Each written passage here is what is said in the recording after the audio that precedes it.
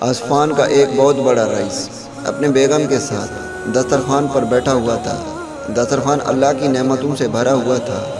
اتنے میں ایک فقیر نے یہ صدا لگائی کہ اللہ کے نام پر کچھ کھانے کے لیے دے دو۔ اس شخص نے اپنی بیوی کو حکم دیا کہ سارا دسترخوان اس فقیر کی جھولی میں ڈال دو۔ عورت نے حکم کی تعمیل کی۔ جس وقت اس نے اس فقیر کا چہرہ دیکھا تو دھاڑے مار کر رونے لگی۔ اس کے شوہر نے اس سے پوچھا، جی بیگم آپ کو کیا ہوا؟ اس نے بتایا کہ جو شخص فقیر بن کر ہمارے گھر پر دستک دے رہا تھا وہ چند سال پہلے اس شہر کا سب سے بڑا مالدار اور ہماری اس کوٹھی کا مالک اور میرا سابق شوہر تھا۔ چند سال پہلے کی بات ہے کہ ہم دونوں دسترخوان پر ایسے ہی بیٹھ کر کھانا کھا رہے تھے جیسے کہ آج کھا رہے تھے۔ اتنے میں ایک فقیر نے صدا لگائی کہ میں 2 دن سے بھوکا ہوں، اللہ کے نام پر کھانا دے دو۔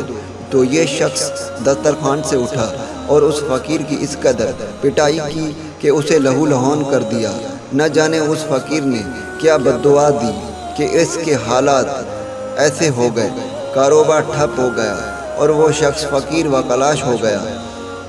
اس نے مجھے بھی طلاق دے دی۔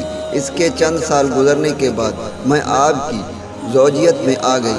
شوہر بیوی کی یہ بات سن کر کہنے لگا، بیگم کیا میں آپ کو اس سے زیادہ تعجب خیز بات نہ بتاؤں؟ اس نے کہا ضرور بتائیں۔ کہنے لگا جس فقیر کی آپ کے سابق شوہر نے پٹائی کی تھی وہ کوئی دوسرا نہیں بلکہ میں ہی تھا۔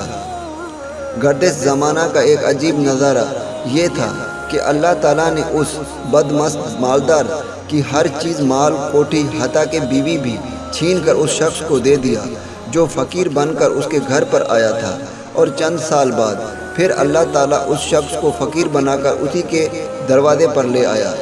واللہ علی کل شیء قدیر۔ تاریخ ایسے عبرت آموز واقعات سے بھری پڑی ہے، شرط ہے کہ انسان اس سے عبرت پکڑے۔ دوستو، اگر آپ کو ہمارے ویڈیوز اچھے لگ رہے ہیں اور اگر آپ ہمارے مزید ویڈیوز دیکھنا چاہتے ہیں تو ہمارے چینل کو سبسکرائب کریں اور ساتھ میں بیل کا آئیکن بھی دبائیں تاکہ جب بھی ہم اس طرح کی ویڈیوز بنائیں تو ان کی اپڈیٹ آپ کو اسی وقت ملتی رہے اور آپ اسی وقت ہماری ویڈیوز دیکھ سکیں۔ دعاؤں میں یاد رکھیے گا، پھر ملیں گے ایک اور ویڈیو میں۔ اللہ حافظ۔